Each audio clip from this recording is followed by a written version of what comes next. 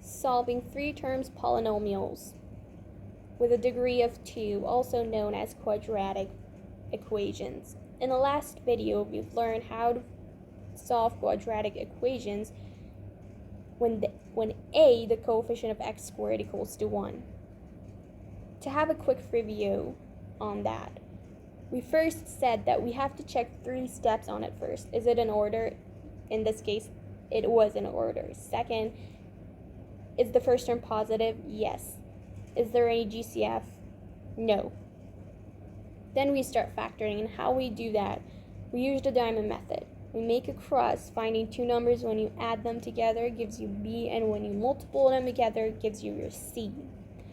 In this case, we found the two numbers. It was -2 and +4. -2 plus 4 gives you 2, and -2 times 4 gives you -8.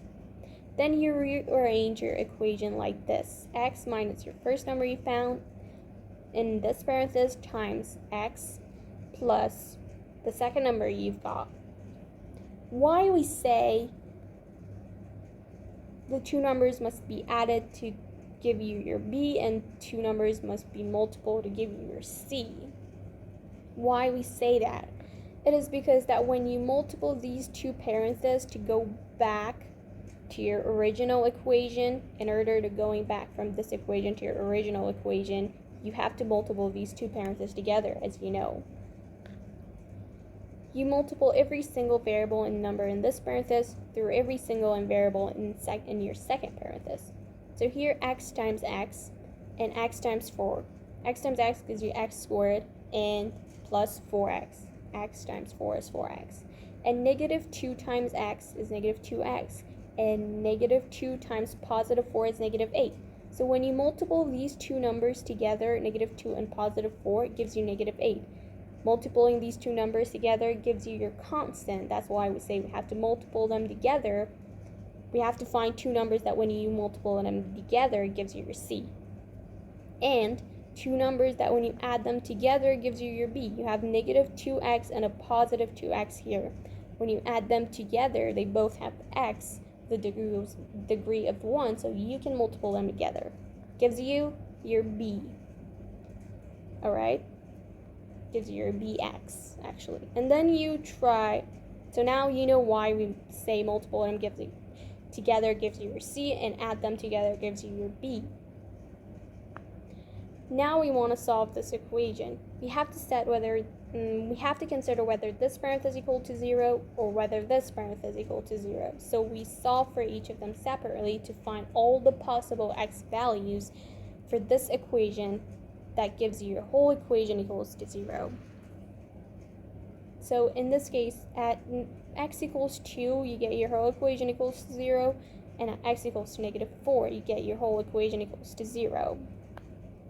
Now solving quadratic equations that a is greater than 1. There's only one step that you need to take ahead. One more step you need to take ahead than the steps you need to take when a equals to 1. The extra step is very easy, so you don't have to be worried about it, and we're going to cover it in this video. First, check is it in order. Second, is the first term positive. Third, is there any GCF? Then you make your diamond. Your B at the top and your A times C at the bottom. Remember, A times C. Then you have to find two numbers that when you add them together, it gives you your B, and when you multiply them together, it gives you your A times C. In this case, we have 7 as our B, and 2, which is our A, times C, which is our 6, and it gives you 12. So you have 7 and 12. Finding two numbers when you add them together gives you 7, and when you multiply them together, it gives you 12. Is 3 and 4. Alright? Then you rearrange your equation like this. 2x squared plus your 4x plus your 3x plus 6. You found the two numbers that when you multiply them together, it gives you 12. So you kind of found the factors of 12. So when you rearrange your equation like this, you're able to factor out some numbers. And when you found two numbers that when you add them together, it gives you your B. Here you see how when you add 4x and your 3x gives you your 7x. That's why we do it. Then here we have two equations. Alright, we can set it as two equations, 2x squared plus 4x, and then plus 3x plus 6. You see how you can factor out this number, and also you can factor out this number, since addition doesn't really matter where you place your variables with numbers. So make sure you put your variables the way you can do the most factoring on them. So here, you factor by grouping. Factoring for terms polynomials. It's called factoring by grouping. You group these two numbers together and group these two numbers together. You can factor the first group. There is 2x common in both of these two numbers. So you divide both of these two numbers by 2x. 2x out. And then you have an x out. You have an x left over. And a plus a 2 left over. So 2x times x plus 2 is the same as this number, so you didn't make it any different, you just made it look different. And here you have your 3 common in both of these two numbers. So you put your 3, multiply it by the leftovers, which is x plus 2. And you set this equation equals to 0. But look, there is something else in common here in these two numbers. Look, this is two numbers that has been added together, and there's x plus 2 common in both of these two numbers, so you can also factor this out. Consider 2 times 2 plus 2 times 3, alright? These are the same as 4 plus 6, okay? You can see in both of these two numbers 2 is common.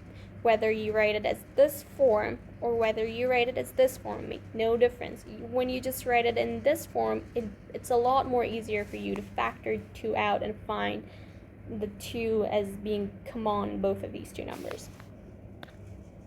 So x plus 2 is common in both of these two numbers. So you put x plus 2 here, multiply it by the leftovers, which is 2x plus 3.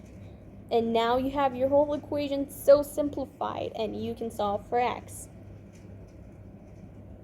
So, to set your whole equation equals to 0, to have your whole equation equals to 0, whether this parenthesis must equal to 0, or whether this parenthesis must equal to 0.